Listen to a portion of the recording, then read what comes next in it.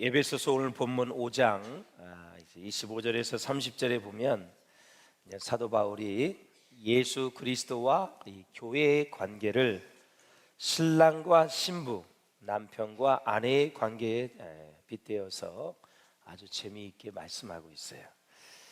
원래 이 부부는 예수 믿는 하나님의 자녀가 어떻게 부부 생활을 행복하게 할 수 있는가를 교훈하는 그러한 귀한 내용입니다. 그래서 부부의 관계를 이제는 예수님과 교회의 관계에 빗대어서 설명을 하고 있는데, 오늘 저는 이 설교를 먼저 부부의 관계를 살펴보고 그 다음에 교회와 예수님, 또 예수님과 교회의 관계에 초점을 맞추어서 생각해 보면서 같이 은혜를 나누고 어떻게 해야 우리 신랑 되신 예수님 다시 오실 때까지 신부로서 잘 준비할 수 있는 것인가에 대해서 같이 은혜를 나누겠습니다. 자, 우리 예수님은 자기 생명을 신부를 위해서 아낌없이 바치는 사랑의 신랑입니다. 신부가 교회가 되겠죠. 교회는 저와 여러분을 말하니까 예수님은 진정 영원한 우리의 신랑 되시는 분이다. 할렐루야. 영원한 신랑에 영접하는 순간 우리는 죄의 용서함을 받고 하나님의 자녀가 되어져서 자녀되는 권세를 가질 뿐만이 아니라 동시에 주님의 신부가 되는 것입니다. 저 영원한 하늘나라에 가서도 우리는 주님의 신부로서 영원토록 사는 거예요. 기쁘겠죠, 여러분? 어떻게 우리가 그런 신랑을 만날 수 있을까요? 하나님의 은혜인 줄로 믿습니다. 지난번에도 말씀을 드렸지만 지금 좋아서 결혼했는데 살기가 좀 깝깝하다 그러면 조금만 참으세요.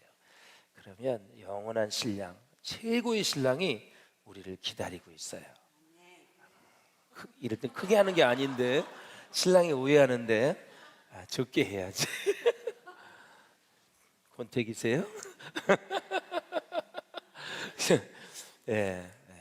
정말 우리에게 주신 배필 남편과 아내를 귀하게 여기면서 복된 인생을 살 수 있기를 주의 이름으로 축원을 드립니다. 자, 이스라엘 사람들은 옛날부터 제사장이 명령하는 두 가지가 있었습니다. 이 두 가지가 뭐냐면, 첫째는 만일 결혼을 하지 않는 사람이 있으면 이렇게 얘기했습니다. 당신은 왜 창조주의 명령을 거역하느냐? 그렇게 얘기를 했어요. 왜 거역하느냐? 지금 우리 세대에게 얘기하면 반발할 사람들이 많이 있을 수 있겠지요. 네가 애 낳아봐라, 얼마나 키우기가 힘든데, 등등 할 얘기가 많이 있겠죠. 강제로라도 막 결혼하게 했던 시절이 바로 제사장이 있었을 때예요. 그래서 결혼을 안 하는 것을 죄라고 여겼습니다. 죄. 그리고 두 번째는 이제 자녀를 얻지 못하면 그것도 문제가 되었는데, 자녀를 낳아서 대를 이어가야 된다라는 거죠. 이것이 바로 제사장의 명령이었고 하나님의 축복을 받아 살아가는 이스라엘 사람들에게 주어진 아주 중요한 생활 규범이었다라는 거죠. 하나님께서는 가정을 축복하시고 가정과 함께 하시고 가정을 통하여 역사하시고 가정을 통하여 축복을 계승해 나가도록 하셨습니다. 이건 참 중요한 말씀입니다. 가정을 축복하시고, 주의 종들이 신방을 가면 여러분 가정을 간절히 축복합니다. 하나님이 만드신 기간이기 때문에, 하나님이 만드신 기간이기 때문에 하나님의 이름으로, 예수의 이름으로 축복을 하고 예수의 이름으로 복을 받아서 예수님께 영광을 돌리는 것입니다. 할렐루야. 그래서 가정과 함께 하시고 가정을 통하여 역사하시고 가정을 통하여 축복을 계승한다. 이게 참 중요한 말씀이에요. 그 축복이 계승될 수 있기를 주의 이름으로 축원합니다. 그래서 우리가 십계명을 보면 하나님의 뜻대로 사는 자에게는 수천 대까지 복을 주신다고 말씀하셨어요. 사실 복이라 할 때 엄격히 말하면 당대에 끊어지는 것은 복이 아닙니다. 수천 대까지 이어져야, 계속해서 이어져야 복이지 당대에 뚝 끊어져 버리면 사실 의미가 없는 거죠. 사실 쉽게 말씀을 드린다면, 자, 우리 때 예수를 믿었어. 그리고 나서 자손이 안 믿네, 손주도 안 믿어. 그럼 끊어진 거예요. 그런데 우리 자손이 지금 예수님이 오실 때까지 20대까지 살았어. 근데 20대까지 살았는데 20대가 다 그 가문이 예수 믿었어. 그러면 그 가문은 다 예수 믿고 구원받은 거잖아요.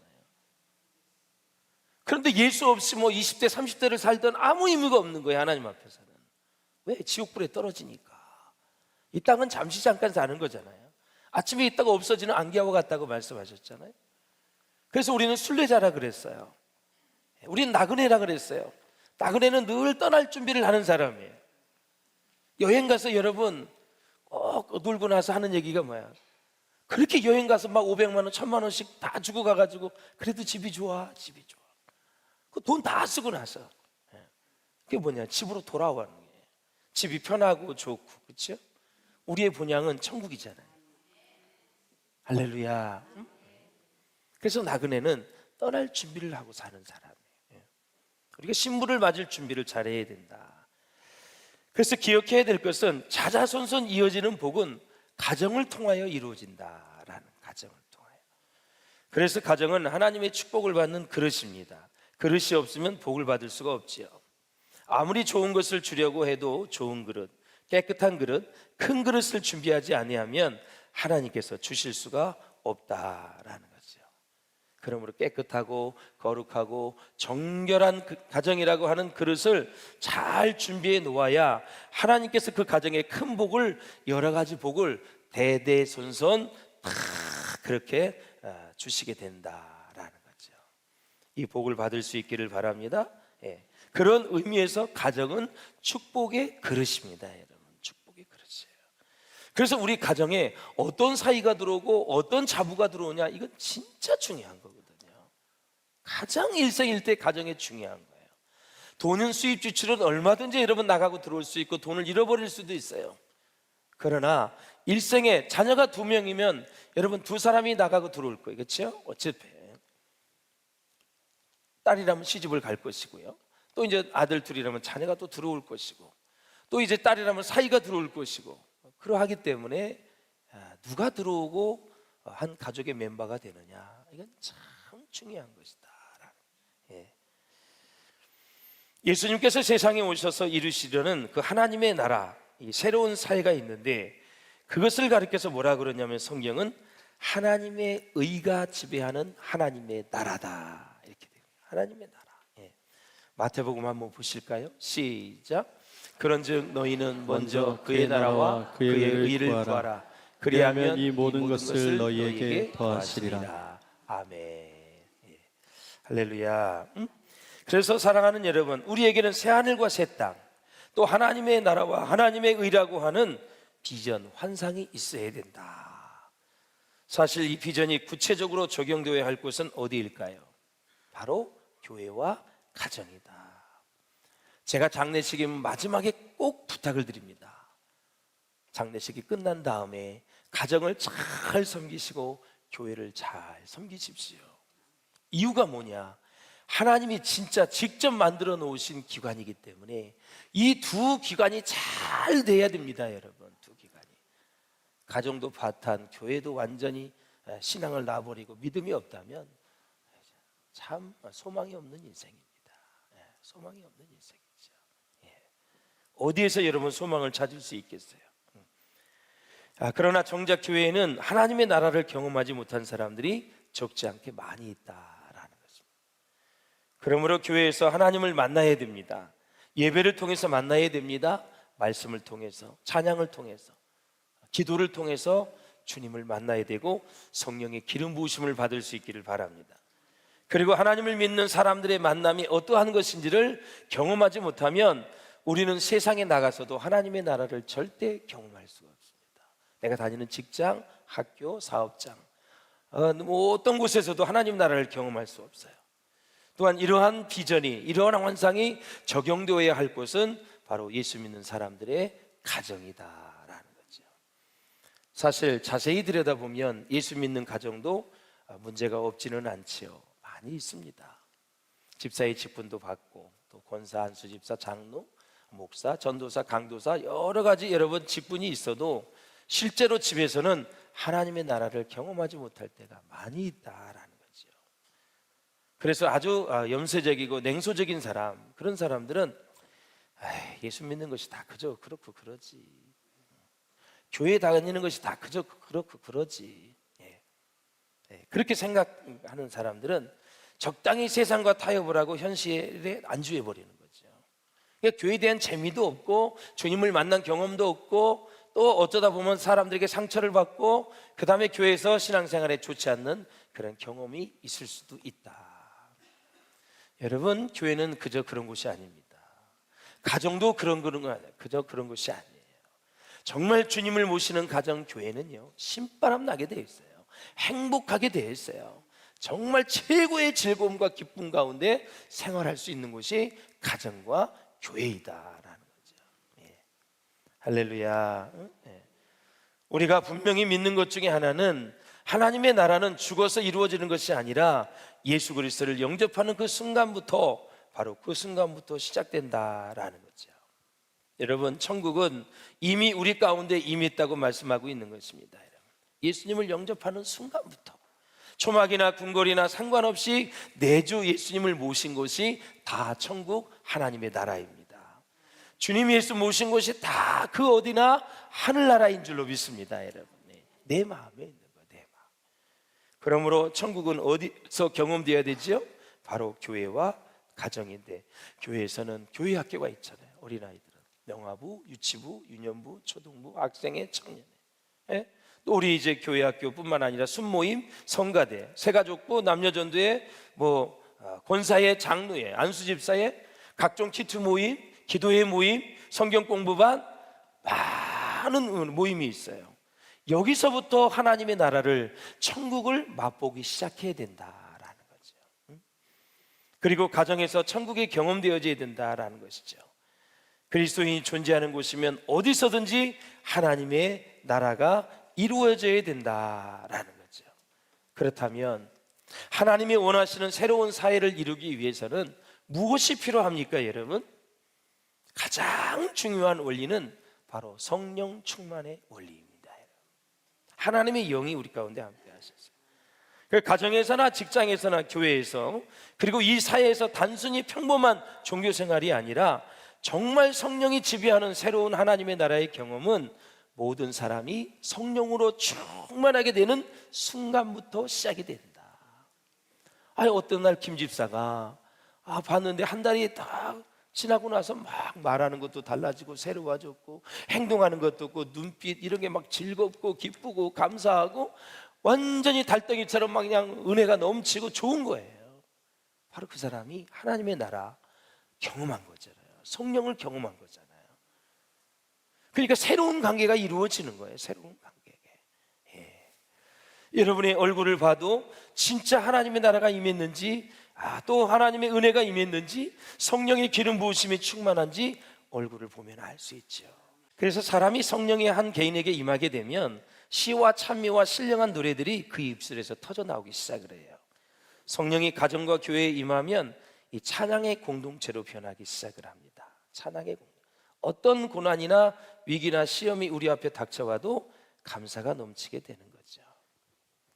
참 어렸을 때 있었던 이야기를 잊어버릴 수가 없어요. 제가 한 청년 때인데 참 밭에 나가서 이제 일을 하시는데 그렇게 찬양을 하면서 밭을 메고 막 그러시더라고요.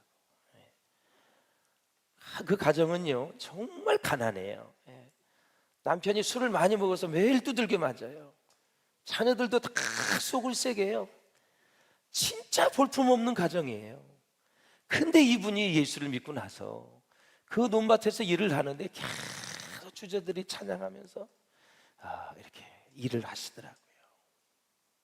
그런데 그러면서 저도 이렇게 축복을 해주시고 하면서 자기가 예수를 만나보니까 내가 젊었을 때 고등학교 때 예수 믿고 불받은 것이 그 사람에게 너무너무 부럽고 그동안 예수 못 믿었던 것이 그렇게 아쉬운 세월이라고 얘기를 하더라고요. 청년처럼 내가 일찍 예수를 믿었어야 되는데 그렇게 얼굴이 밝을 수가 없어요. 땀 뻘뻘 흘리면서, 그렇죠? 덥잖아요. 참 성령 충만한 사람이 저런 모습이구나. 지금도 아련히 많이 생각이 납니다. 그래서 이 성령 충만은 근본적이고 바로 본질적인 변화를 일으킨다. 저는 여러분이 오늘 이 말씀을 듣는 중에 성령이 임하시잖아요. 성령 충만하시기를 주의 이름으로 축원합니다. 사모하는 마음으로. 사도행전에 보면 말씀을 듣는 중에 성령이 임하시거든요. 그러니까 따박따박 받아 잡수세요. 그러면 말씀이 믿어지는 순간 또 이제 같이 성령이 역사하는 거잖아요. 그래서 그 성령이 역사하면 또 다른 문제도 다 해결이 되어지잖아요. 얼마나 감사해요. 그래서 사랑하는 여러분, 이 성령 충만의 원리에 입각한 사람들이 형성하는 이 새로운 관계를 우리가 추구해야 된다. 아내와 남편의 관계, 이 수평적이잖아요. 부모와 자녀는 수직적인 관계이고, 그리고 이제 종과 주인의 관계. 로마 시대에는 노예가 7천만 명이나 됐어요. 어마어마하게 많이 있어요. 그러니까 기독교가 들어가니까 대혁명의 역사가 일어난 거고, 로마가 기독교화된 것은 가장 중요한 역할을 한 것들이 노예예요. 얼마나 좋아요. 평등의 원리를 가지고 설교를 하지. 완전히 수직적인 관계로 그렇게 지배를 받다가 인간의 가치는 똑같다. 부자나 가난한 자나 주인이나 종이나 똑같다라는 설교를 들으니 노예들이 얼마나 은혜를 받겠어요, 여러분. 그래서 여러분, 로마가 기독교화되는데 엄청난 노예들의 역할이 컸다라는 것이죠. 그리고 사랑하는 여러분, 성경은 자녀 관계보다 부부 관계가 더 우선순위라고 말을 하겠어요. 부부 관계는 사회 관계보다도 더 우선합니다, 여러분. 가끔 사회적으로 성공한 사람들이 많이 있어요. 부유층이라든가 소셜 포지션이 아주 높아가지고 대단해 보이는데, 때때로는 보면은 부부 관계에서는 실패하고 자녀를 잘못 양육한 경우도 많이 보게 됩니다. 어떨 때 보면 또 가끔 보면 행복한 부부처럼 보이지만 위장하고 사는 경우도 볼 수가 있어요. 겉으로는 아주 아주 행복해 보이는데 속을 들여다보면은 그렇지 않는 부부도 있는 것을 봐요. 여러분, 부부 관계는 가만히 있어도 자연적으로 이루어지는 관계가 아닙니다. 구체적으로 노력을 해야 됩니다. 아내는 남편에게 오늘 본문에 보면 순종과 복종을 말씀하고 있고, 남편은 그리스도가 교회를 사랑하듯이 사랑해야 된다. 노력하지 않으면 결국 부부관계는 깨진다는 것을 전제하고 있는 거예요. 그리고 예수 믿지 않는 남편과 아내가 있으면 전도를 하셔야 돼요. 그래서 순종과 사랑의 원칙을 잘 지키시고요, 그러려면 관계는 어디서 오느냐? 질서에서 온다는 사실을 알아야 돼요. 남편의 위치, 아내의 위치. 그리고 질서는 어디에서 오느냐? 권위에서부터 온다라는 사실이죠. 그래서 이 관계는 질서에서 오고 질서는 권위에서 오기 때문에 그 권위를 잘 인정해 줘야 돼요. 그래서 여러분, 어느 곳에 가든지 지배자가 되지 마시고 지도자가 될 수 있기를 주의 이름으로 축원을 드립니다. 지도자는 어떤 사람이냐? 피지배자를 위해서 존재하는 사람이에요. 제가 비전교회 지도자라면 저는 여러분을 위해서 존재하는 사람이에요. 근데 지배자가 되면 자기 자신을 위해서 존재하는 거예요. 성도들을 아주 이용해서 자기 사리사욕을 채우는 거예요. 그게 지배자예요. 그 리더와 보스는 다른 거예요. 여러분은 리더가 될 수 있기를 주의 이름으로 축원합니다. 직장에서도 여러분, 항상 리더는 종업원들 또 근로자들을 위해서 존재해야 돼요. 종업원은 또 리더를 위해서 존재하고요. 제가 지금 말씀을 드리고 싶은 건 뭐냐면, 남편은 아내를 위해서 존재하는 거고 아내는 또 남편을 위해서 존재한다. 할렐루야. 그런 원리를 우리가 잊지 말고, 나는 결혼을 돕기 위해서 한 거예요. 상대방을. 나를 위해서 한 것이 아니라, 그런 원리를 우리가 잘 이해하면 참 좋겠다라는 생각이 듭니다. 사랑하는 여러분, 또 이제 아버지의 그 나쁜 이미지가 하나님 아버지를 믿는데 걸림돌이 될 때가 있어요. 매맞고 억압적이고 진짜 은혜가 되는 아버지. 제가 이제 루터의 자서전을 보니까 루터의 아버지가 굉장히 권위적이고 그리고 비합리적이고, 루터의 아버지는 정말 은혜스럽지 않았다 그랬어요. 그래서 루터는 뭐라 그랬냐면, 하나님 아버지가 아니라 하나님 어머니로 좀 했으면 좋겠다. 굉장히 마음에 안 들었나 봐요. 그런데 그런 사람 밑에서도 위대한 종교 개혁자가 나왔습니다. 여러분 때에 스펙이 안 좋고 가문이 안 좋다 할지라도 걱정하지 마세요. 은혜 받고 성령 충만하고 하나님이 축복해 주시면 다 복을 내려주실 줄로 믿습니다. 절대 가문 탓하지 마세요. 예수 잘 믿으면 반드시 모든 것들이 다 합력하여 선을 이루게 된다라는 사실이에요. 그래서 이제 부탁하기를 그리스도가 교회를 사랑하는 것처럼 바로 신랑된 우리 남편이 아내를 그렇게 사랑하라. 그런데 여기에서 나오는 사랑이 뭐냐면은 아가페 단어로 다 있다는 거예요. 아가페. 그러니까 그리스도가 교회를 사랑하는 것처럼 남편들은 아내를 사랑해야 된다는 그 단어 사랑이 아가페로 되어 있다는 거예요. 마음에 안 들어도 속상해도 결점이 많아도 단점이 많아도 세월이 흘러도 나이가 먹어도 매력이 없어도 사랑해야 된다라는 거죠. 할렐루야. 이 원칙을 잘 지켜야 된다. 그래서 사랑할 만하지 않아도 사랑할 조건이 없어도 사랑해야 된다. 우리는 예수님의 신부가 될 사람들이고 신부가 되었고 앞으로 영원히 신랑 되신 주님과 함께 살아야 됩니다. 그러려면 우리는 무엇을 준비해야 될까요? 첫째는 예배입니다. 우리를 예배자로 부르셨습니다. 하나님은 예배자를 지금도 찾고 계십니다. 주일 예배, 수요 불기둥 예배, 새벽 예배, 우리 모든 순예배 잘 들을 수 있기를 주의 이름으로 축원합니다. 예배가 뭐냐면 초월자 되신 하나님에게 자기를 기대는 것입니다. 하나님을 의지하는 것입니다. 예배 드리는 자가 전적으로 하나님께 의지할 때 느끼는 감정이 뭐냐면 그것이 바로 신앙입니다. 여러분. 할렐루야. 두 번째 준비해야 될 것, 신부로서 성도의 교제입니다. 성도의 교제. 어느 책에 보니까 암세포는 혼자 노는 세포라 그래요. 혼자 내는 세포. 다른 세포하고 같이 놀지를 않는데 그 세력을 확장해서 악성 종양을 만들고 그리고 몸을 파괴해가지고 결국 암이 된다 그래요. 혼자 놀다가. 그리고 나서 그 책에 보니까 쾌감 전달 신경이 없대요. 사람에게는. 근데 아픔이나 추위를 느끼는 신경이 있다 그래요. 그렇다면 어떻게 즐거움을 느끼는가 봤더니 몸에 있는 세포가 하나가 되어서 합력을 할 때, 협력을 할 때 즐거움을 느낀다라는 사실이죠.